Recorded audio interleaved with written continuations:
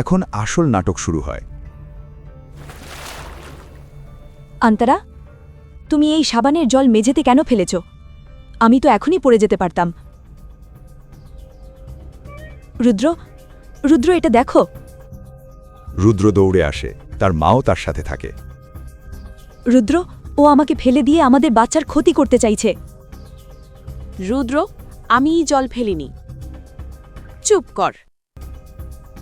কিভাবে তুমি আমার সঙ্গে তর্ক করছো? এক মুহূর্তের জন্য অন্তরা মনে করেছিল যাই হোক না কেন রুদ্র তাকে বাড়ি থেকে বের করে দেবে না। বের হয়ে যাও। রুদ্রা, প্লিজ, আমি কোথায় যাব? রুদ্রা, প্লিজ আমার সাথে এমন করো না। আমি তোমার স্ত্রী, প্লিজ এটা করো না। তুমি যেমন চাও আমি তেমনই থাকব, কিন্তু প্লিজ আমাকে বাড়ি থেকে বের করে দিও না। Please, please, please, please, please.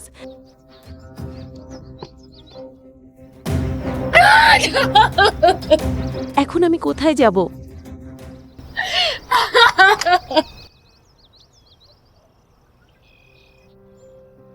অন্তরাকে চিরদিনের জন্য বাড়ি থেকে বের করে দেওয়ার গায়ত্রীর পরিকল্পনা সফল হয়েছিল। তার পথের কাঁটা এখন অবশেষে সরে গেছে বলে সে মনে করল।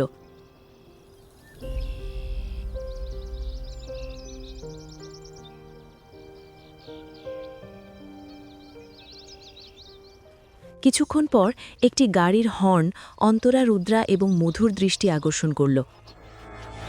অন্তরা গাড়ির ভেতরে তাকিয়ে স্তব্ধ হয়ে গেল। কিছু বোঝার আগেই একটি হাত তাকে ভেতরে টেনে নিল, আর দামি অডি গাড়িটি দ্রুত গতিতে চলে গেল।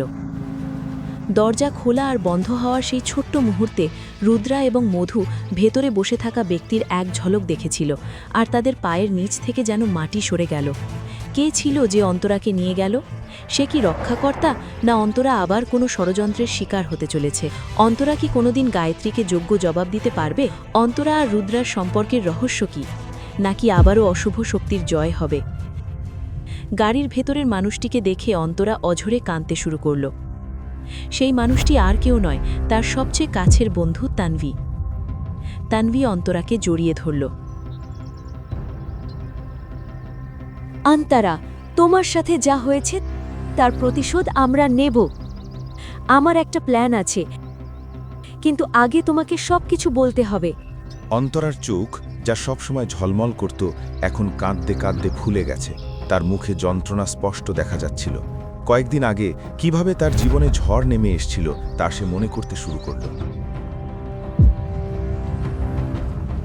আমি কি কোনোদিন মা হতে পারবো না? কিন্তু আমার বিয়ে তো সেই শর্তেই হয়েছিল যে আমি তাকে একটা সন্তান দেব। রিপোর্টটা অন্তরার হাত থেকে পুড়ে গেল। এক মুহূর্তে তার জীবনের সব সুখ দুঃখে পরিণত হলো। আমি আগেই জানতাম সমস্যা তোমার মধ্যেই।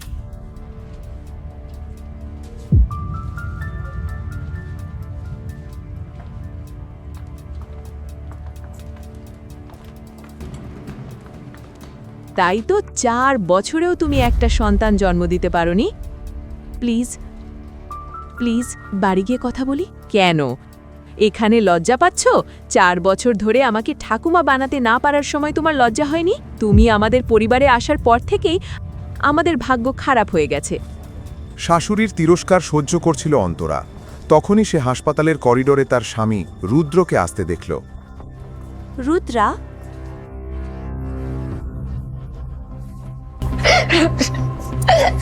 রুদ্র অন্তরাকে ধাক্কা দিয়ে সরিয়ে দিল। সে উত্তেজিত হয়ে তার মায়ের কাছে দৌড়ে গিয়ে বলল, রিপোর্ট পজিটিভ। আন্তরার শাশুড়ির রাগ হঠাৎ আনন্দে পরিণত হলো। মা রানীর কৃপায় আমার স্বপ্ন অবশেষে পূরণ হচ্ছে। স্বামী আর শাশুড়ির আচরণের এই পরিবর্তন দেখে অন্তরা বিভ্রান্ত হয়ে গেল। কিন্তু সে কিছু বোঝার আগেই তার মামাতো বোন গায়ত্রী সেখানে এসে শাশুড়ির পায়ে হাত দিল।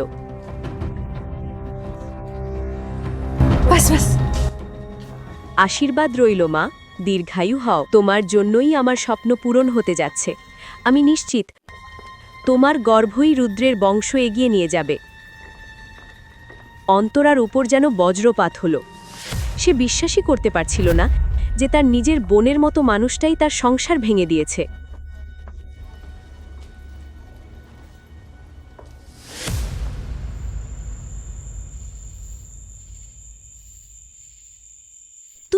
বলো বা না বলো, হাসপাতালের স্টাফ আমাকে সব বলে দিয়েছে। তোমার শ্বশুরবাড়ির লোকেরা নিজেদের কি ভাবে? চলো আমরা এক্ষুনি থানায় যাই। ভাগ্যে যা লেখা আছে কেউ তা বদলাতে পারে না। আমি আগেই বলেছি, কাঁদা ভালো নয়।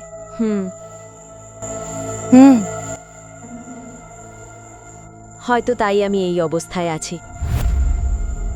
তানভি, তুমি তো সবসময় বলতে একটু পান করো আর সব দুঃখ ভুলে যাও, তাই না?